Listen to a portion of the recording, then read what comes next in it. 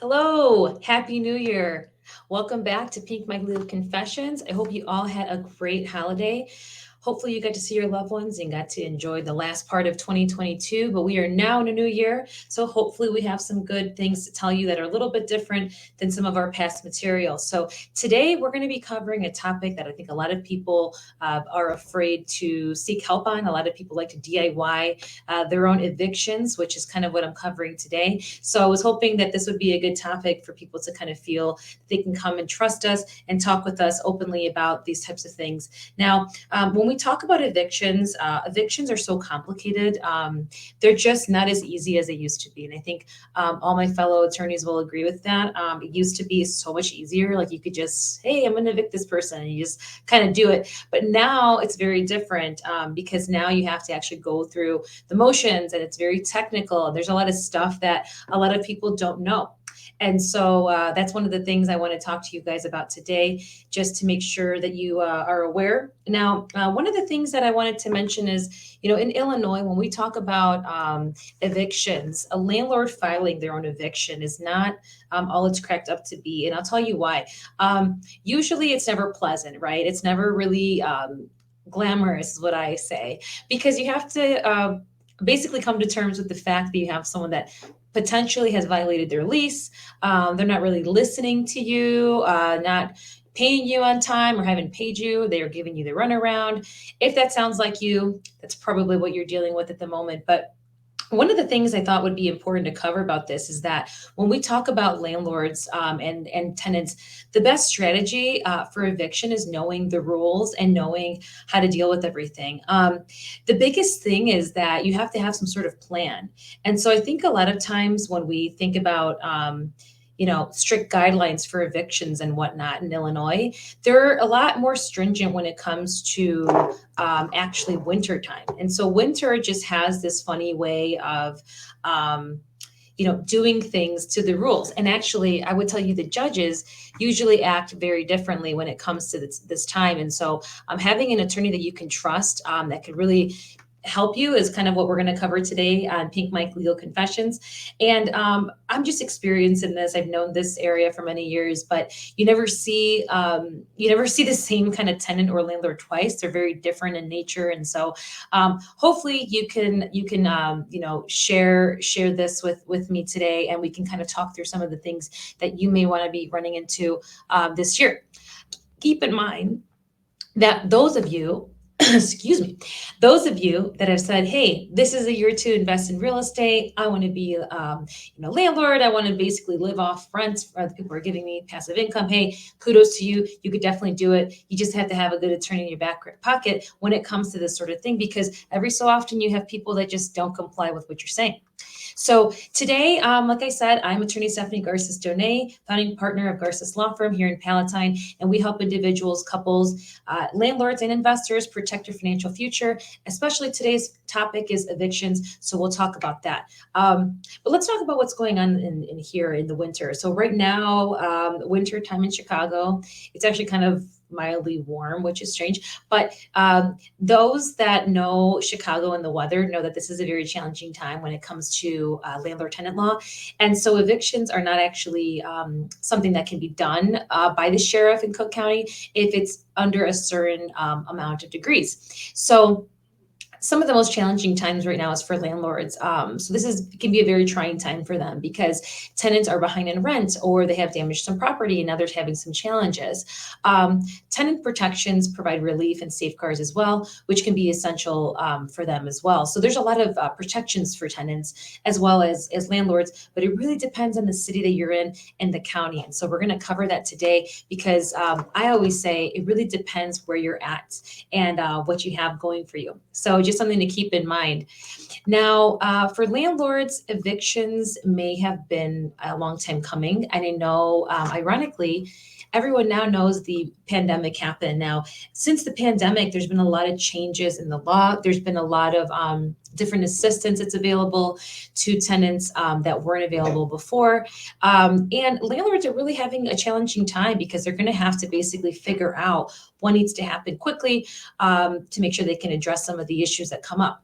And so due to some of these changing laws, basically landlords and tenants are sort of having a lot of friction in court. I think a lot of attorneys are looking at evictions that they're a little bit more complex than they used to be. And so either case, it's really, really critical to have someone in your back pocket to kind of guide you, but also so that you understand how the process works in Illinois. And so in today's Pink Mike Leo Confessions episode, my goal is to provide you really an overview, a lay of the land of the eviction process, but also some of the seasonal rules that landlords must legally follow.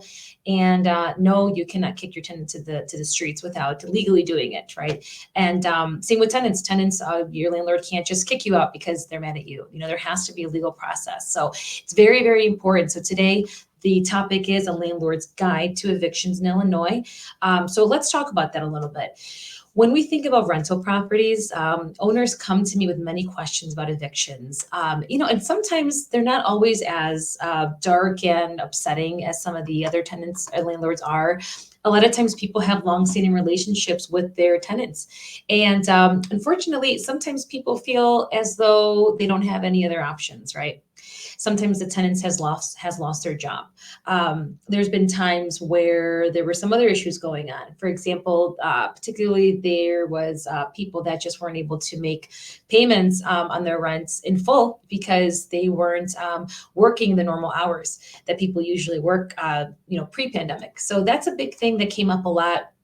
Now, today I'm going to explain evictions in two parts, really. So the first one is the legal requirements for evicting a tenant, known as, for possession or for cause.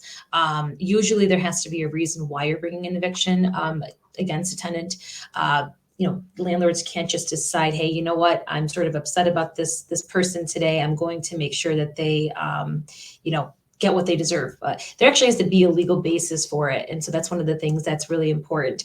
The other thing that's really important is the legal process for evictions. So, there's so many specific rules and ones that not necessarily are a one size fits all. It really depends on what kind of property you have as to if some certain rules apply to you.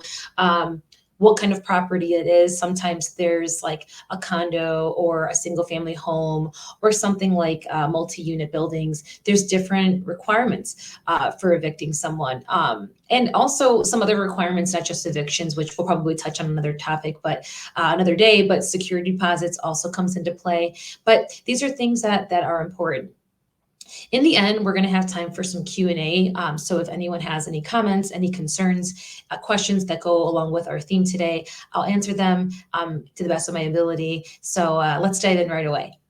So the first thing I want to discuss is legal requirements for evicting a tenant.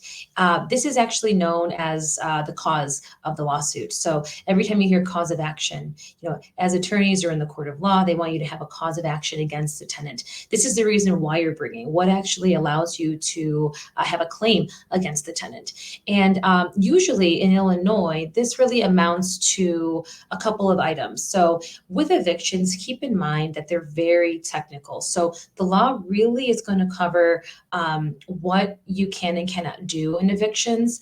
One of the rules that always pops up in my mind when we're taking eviction cases, if we have a tenant or a landlord, someone that is complaining about certain other things outside of non-payment or violating the lease terms, we usually have to dissect them differently because evictions, at least in Illinois, are very specific to you either want possession of the property, meaning you want to be able to take back the property and have the tenant leave, or you might want possession and rent. So any back owed rent, you may also put into your eviction. So it really depends on what your goal is and what the circumstances are. But usually that is some of the terms that people use when bringing an eviction. So violating the lease terms. So if there's an actual lease in place and the tenant has violated the terms and perhaps they haven't really complied with fixing the violation of those terms, or perhaps repeatedly doing it, that is something that is grounds for bringing an eviction.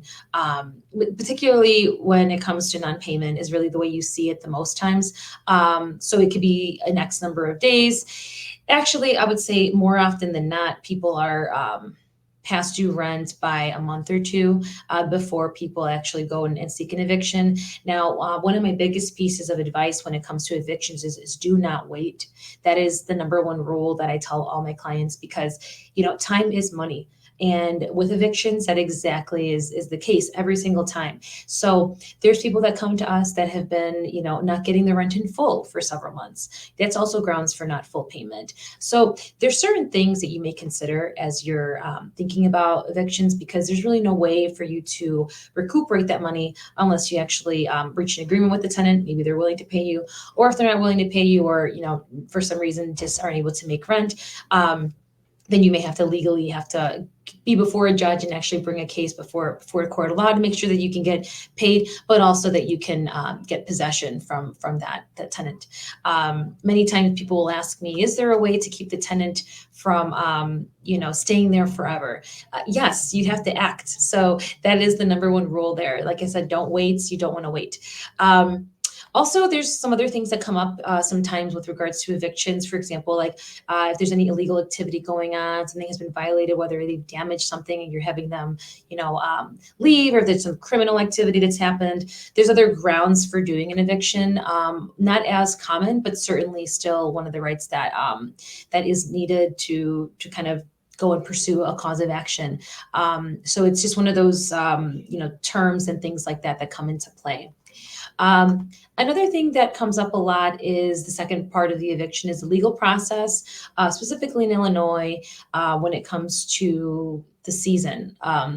So I always say, depending on the season, we might have a reason to wait or not wait. And so sometimes when in Illinois, specifically Chicago, when it's under a certain degree in temperature, yeah, usually the sheriff will not be able to actually evict someone out of the property. And why is that? Well, it's a humane reason, right? They can't actually kick people to the curb and ask them to vacate if there is, chilling temperatures below freezing many times in Chicago. So that is not necessarily something that comes up every time, but it's definitely something to consider, which is why I always tell clients you don't want to wait till the winter months, because you really have really little options to make it move quickly.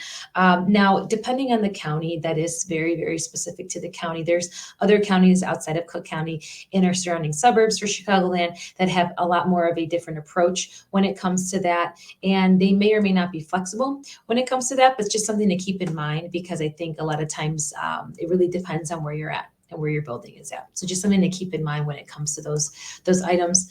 The other thing too is there's obviously a formal process for evicting someone. It's not just having to say, hey, here's the lawsuit, see you in court. You would think it's that easy, but like I told you before, evictions are so incredibly technical. You actually have to give a notice of termination. Basically, it's a 5-day notice. Many times you hear that word a lot. 5-day notice to pay rent, to vacate. There's a 10-day notice sometimes, depending on what the contract says or the lease says, or many times too, it depends on the amount of time they've been there. It's not always a 5-day notice every single time. It really depends on how much time the person has been with you. Whether or not they are an actual tenant, or maybe they're a squatter. We've seen those before. So needless to say, the notice of having to get someone out and notifying them to pay you or to leave is actually a formality that needs to take place. So that is something that is highly recommended if you are doing an eviction. And like I said, everything is technical when it comes to that. So I wouldn't never recommend that you DIY, which do it yourself, type of lawsuit, because, every time that we get ones that they always end up in a place where it's really hard to undo what's been done, especially if it was done incorrectly. So that's kind of why I mentioned that, because a lot of people can try to do it themselves, but if you get it wrong or you left something out, then that could be really detrimental to the outcome of your case. Another thing is there could be a notice of termination without cause, which basically is like saying, this person has a month-to-month rental agreement. Now I'm asking them to leave by a certain date. And so there's a different timeline for that. It could be 30 days, 90 days, 60 days, depending on the lease, depending on a couple of other terms. There's also fixed term leases where you've only been there for X amount. For example, sometimes people will say, okay, I'm going to rent for 6 months and 6 months only. So you do have to be careful with how you're actually asking the tenant to vacate formally, because we don't actually know what the law would be that applies unless we actually examine what's been placed, what are the terms of the agreement over the rental, and also just a number of things as to why you're seeking to evict them. So all of those provisions really come into play when we're evicting somebody, or we're having to advise a landlord how to evict, how they should do it, how should they go about doing it legally without getting in trouble. That is something to always be concerned about, because then again, we're just here, the counselors. We don't actually have to actually say that we're the tenant in court. We're actually just representing you. So we're always going to advise you to the best of our abilities. But just FYI for the landlords out there, if you hire us, it's because we're going to be speaking for you and guiding you. But ultimately, it is best to have the attorney do most of the work. So like I mentioned before, there's also some tenants rights. Obviously, tenants have rights, especially in Cook County, Chicago specifically, more so than some other areas. But tenant defenses do exist. Tenants do have rights. They are people that you cannot just say, hey, I'm mad at you. You need to leave tomorrow, and here are your bags. I'm going to change the locks. That's completely not okay. And you will actually be in a bad shape if you do something like that to a tenant. So just keep that in mind. Tenants do have defenses. Tenants are not just people that, they pay your rent every time. Yes, but your tenants, treat them nicely is what I always say, because tenants do have rights when it comes to fighting an eviction. So if for some reason there's a technical aspect to your lawsuit that was done incorrectly, I see this a lot with individuals that try to do their own evictions in court. If the paperwork or something wasn't technically done correctly and the steps were missed along the way, the tenant can essentially have a defense to knock the case out of court, and now you have no case at all. So there's very specific rules when it comes to that sort of thing. That's why it's important to understand that tenants do have defenses. And a lot of times we also see service. If the service was done incorrectly, do you have to serve someone a certain way when it comes to evictions? So that's something else that comes up a lot. And these are just little defenses that come up along the way that we really try to advise our tenants and landlords to make sure that they are up to date in what's going on, what they're supposed to do, what they're not supposed to do. There's so many rules, and I swear every year there's more and more. So that's just something to keep in mind. Now, like I mentioned before, there has to be a formal removal of a tenant. You can't just say, hey, you know what? I've changed the locks and I've rented it out to, down the street to someone else. Can't do that. You're not allowed to evict someone on your own terms, no matter how upset they make you or anything like that. And so we always call this I think it's taking it into your own hands. This is not something I would recommend, because again, tenants have rights, and there is plenty of attorneys that do take those cases, and organizations that do help tenants in that realm. So you definitely don't want to do that. It's not beneficial, but still, just so you know, the eviction is a formal legal process that tenants and landlords have to go through to make everything legal when it comes to trying to get control over a property again and getting paid. Also, when it comes to that topic, there are overturned evictions, they call them. So evictions that basically are overturned by the court. Why? Because the eviction process was not followed. Formally, the judge has to rule and say, you know what, your eviction wasn't done properly, and for that reason, you're out. If anyone watches Shark Tank, that's a reference. But like I was telling you, essentially one of those things is the eviction is a formal process, legal process. If you do it incorrectly, it's considered an illegal eviction, which really, really, really does hurt someone's case, and it actually is very counterproductive. I feel like if you're a landlord and you're watching this and you're thinking, well, I can do it myself, I've done it in the past, blah blah blah blah, you might, but just takes one person to actually, figure out that you did it incorrectly, and then your really whole case gets dismantled. So not something I would recommend. I also don't think it's wise, but hey, I'm just here to tell you about that. So it's really up to you, but I wouldn't recommend it to anybody. Now, if you're just joining us, I want to do a quick recap on what we're talking about today. Like I mentioned to you, my name is Attorney Stephanie Garces Donay. I'm the owner of Garces Law Firm here in Palatine, where we actually help individuals protect their financial futures and really try to give people options in real estate and estate planning and eviction matters. And today's topic is for my property rental owners that are renting out their properties to tenants and are actually landlords or investors, or even potential investors. When you feel like you're out of options or you're contemplating eviction because specifically someone hasn't paid or isn't following some of the protocol that you've put in place, that is something that you want to come and see us for, because it's not wise to just sit back and wait around hoping things change. That's just not a good plan. But like I said, we're covering today a landlord's guide to evictions in Illinois. And we always welcome you to join us here on Tuesdays at 1 o'clock Central Time as we share some tips, knowledgeable pieces of information, guidance to parents, investors, guardians. We really change the topics up. So whatever makes sense to you, you can always check back at our YouTube channel and subscribe there, which we have different videos to cover some of these topics. But now I know many of you have questions about some of the stuff that I've covered. And I just want to make sure that we tackle some of those today, because it's important for us to take the time to really address your concerns, or perhaps even something that you specifically are going through or know somebody who does have those issues. It's something that we can assist with. So one of the questions that we've gotten as we're sitting here is, when is the best time to engage a lawyer to evict a tenant? That is such a great question. Thank you for asking that, because when you think about the timing, eviction really is one of the areas of the law that I know you probably have heard this 1,000 times throughout my podcast, but just in general, there's no better time than the present, because in eviction, literally, time is money. So as I mentioned before, we are in the winter months right now. So the longer you wait, the longer it will take. And keep in mind that the pandemic just took place, and arguably there's still a lot of, kind of results or consequences that have come from that for landlords and tenants.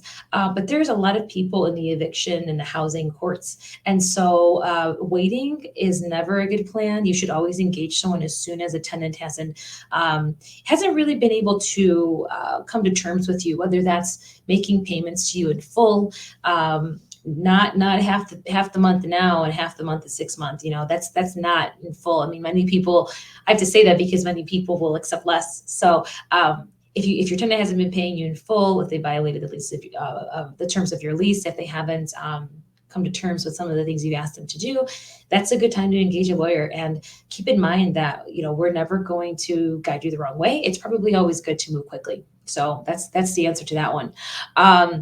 Another question that we got is, do I have to go to court to evict someone? Well, that is a great question, because the answer is it depends. Now, if you hire an attorney, you don't have to come to court, at least initially. Many times we can step up to court for you. We have all conversations with the tenant directly so that you don't have to deal with that awkward exchange of messages or conversations. I know a lot of clients that we've represented in the past actually live in the building with their tenant that hasn't paid them. So I can imagine how awkward and uncomfortable that could be. So just keep in mind that you don't have to deal with that. We actually do most of that. The only time that really we ask the landlord and the tenant to be present in court is when the judge orders a trial. Sometimes there's a formal trial that needs to take place. We'll each take the trial in front of the judge, and we do the trial to make sure that we can actually get a favorable result for you. At that point, that's where we usually need you as a tenant or the landlord, because the landlords typically are the person that are bringing the cause of action. So we definitely need them then. But typically for the majority, no, they don't have to actually go to court every time. We go for you, which is nice. Another question that I get is, how can I prove that there is property damage inside of a home if they won't let me in? That is such a good question. Property damage is very tricky. Did you know, actually, just as an FYI, many times in Illinois, the law says that if you want to seek a property damage case, for example, someone really damaged your property because they're mad at you or whatever the case may be, that you actually have to seek a separate cause of action many times. So there's some judges that will say, you know what, this is not for property damage. It's actually another type of case. But the point being is, having to kind of prove what's there. I mean, most times the best thing to do is when you do, sometimes you have to give, notice to your tenant that you're coming in to see the property. That's typically what I would recommend, because there is no way to really know if there's damage without you taking pictures of it and seeing it for yourself. We always recommend that you give your tenants sufficient time and notice that you're coming to see them. I wouldn't just show up unannounced. But I also think having, video or pictures and having someone with you to join you during that, inspection, if you will, is really important. And I also think keeping receipts of any work that you do because of damage is really, really key. So that's kind of the way you can kind of prove that there's been damage to the unit or the property, because without that, any pictures and videos, it's hard to say when the damage occurred, who was the tenant when it occurred. So there's things like that that you could do to protect yourselves. That's a great question. Another question that we get a lot is family members of the tenant are living in the residence. They're not a leasee. They're not part of the contract. And what are their rights? I like this question a lot because in evictions, like I mentioned before, it's very, very technical. So luckily, they do have rights. I mean, people have rights. Now, it depends on the circumstances, because if we're saying generally this person lives there and there's other family members that permanently live there, then yes, they have rights. You also can't just evict them and say, hey, you know what, I'm evicting you today because you're not on the lease. I mean, everything is technical, like I mentioned. So you wouldn't think that they have rights, but they certainly do. And the good news, though, is that if you work with an attorney that knows what they're doing with evictions, there is a way to actually put the paperwork together so that when and if you have to actually evict them, that they're kind of included in that. So that's why I was mentioning it's really good to have everything in order to make sure that there is no gaps in the lawsuit, because that's really where you run into problems with people that are not in the lease if they were never, included to begin with. So that is a great, great question. Another question that's really popular in the eviction world, specifically when it comes to costs and stuff like that, I'm starting to remember that a lot of times people will think, you know what, how do I go about court costs and how are they associated with an eviction case?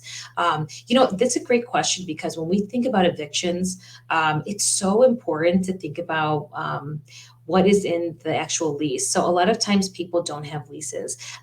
So court costs associated with this is kind of a range, but I'll talk about that in 1 second. I just want to make sure people understand that court costs are something you can sometimes ask the tenants to pay, depending on what's in the lease. So that is something that is really important for people to know. There is a way to do that. Now, when it comes to what court costs are associated, well, there's usually a couple of costs. First, obviously, the attorney's work is usually one of the obvious costs. But the other costs that come up a lot are in regards to having to serve the tenant. You have to serve them with the lawsuit to make sure that they're actually served and properly notified that there's a lawsuit taking place. So when that happens, there's a cost to that, whether you have to pay the sheriff, for their services, or sometimes you have to hire what's called a special process server. And so many people see that in movies where you go and you get off an airplane and they hand you the lawsuit, or they pretend to be a FedEx person, they hand you the lawsuit. So it's just an example, but that's typically also a cost. So depending on the realm of what avenue you take, what service, there's a cost there. And also to file the case, there's also fees associated with that. So there are fees associated with it, but like I said, depending on the lease that you have in place, which hopefully you have one in place, but if you don't, not the end of the world. It's just better if you do. But there is a way to incorporate the court costs if you actually have a favorable outcome with your eviction. So that's just something to keep in mind. Now, another question that we get every so often is, will the police come and help me evict the tenant? That is a great question, because I think it's really easy to think that the police are just going to come and evict them immediately. So the immediate answer is, will the police help you initially? No, they're going to tell you to go and do a civil action against them, which is what this whole podcast topic is about today. But let's pretend you actually went through with that and you actually end up winning your case. And we get what's called an order for possession. Order for eviction or something like that. Depending on the case, usually the order will say, okay, tenant has to be out by February 1st, and if they're not, then we can have the sheriff get involved. So typically at that point, that is when the police gets involved. It's called the sheriff. Typically, they would go and help and evict the tenant, assuming the tenant hasn't left after the court order told them to leave on the 1st, for example. So usually the police get involved when you have to enforce an eviction, which is, you'll hear the word enforcement a lot, which is basically saying that the police has to basically follow through with what the judge ordered. So that is typically when the police do get involved, and they're very helpful when it comes to removing the tenant because it's a formal process. You don't have to feel like, oh my gosh, I'm all by myself after this eviction. So there is some sort of ramifications to that extent. So that is a great question when it comes to that. So another question that we get is, how much do we charge for consultations when it comes to evictions? They're actually free. We do free consultations when it comes to evictions. There is no cost at all. We just want you to leave feeling empowered and hopefully with the decision to hire us to help you do your eviction. Because like I said, it's not something you want to do on your own. It's not recommended. There's just too much nuances and changes in the law at all times. With this area, that would really be detrimental if you were to try to do it on your own. And it does help sometimes for us to really understand kind of how to avoid these things. So we usually not just consult you through the eviction, but we also help you guide, how do we make this better for next time? A lot of people that come to see me don't have leases. A lot of people that come to see us don't even have so much as a way to sort of, I should say, control how the rent's coming in, how it's collected, who's paying for it, who's on the lease, who should it be included. There's a lot of gaps missing in a lot of people. And so if this is you, do not feel bad. I think a lot of consumers are actually great landlords, have the potential to do great and invest in a lot of properties. But hey, you always have to know the rules and you have to make sure that you're willing to abide by them, but also make sure you have everything in place to be able to kind of avoid having to be dealing with a lot of evictions. So just keep that in mind as we're cruising through some of these podcasts, because you never want to feel like you can't reach out to someone. It's always worth working with someone, especially when it comes to your investment properties. For many reasons, especially evictions, more than anything. So let's see, what else? The only other thing, I don't know if anyone else has any questions, but I appreciate everybody who's watching. I do appreciate you guys watching, because a lot of times I think we're afraid to go down a rabbit hole and Google and try to figure out the answers to these things. But, I can't stress enough that evictions is something that you definitely need help with. And we're here for all our investor clients, landlords, anyone that's interested in doing this sort of work. It's not just about collecting the rent. It's also knowing the rules and having a guide to the eviction process, especially in Illinois. So if you want to contact me, you can contact me at the information you see below the screen, where you can always contact us via text or email. We do speak Spanish fluently, so we do offer both languages in case anyone is needing services in Espanol. We do speak Spanish, which we're very, very excited to always provide to clients so that people feel like they can actually communicate with some of the things that they need. So as I always say, I always thank you guys so much for watching. It's really a pleasure to be back in the new year. We're going to have really, really good topics, new stuff that perhaps, you may have to go down YouTube to find. But luckily, if you're friends with me on Facebook or you follow us, I'll be here and I'll just provide it to you for free.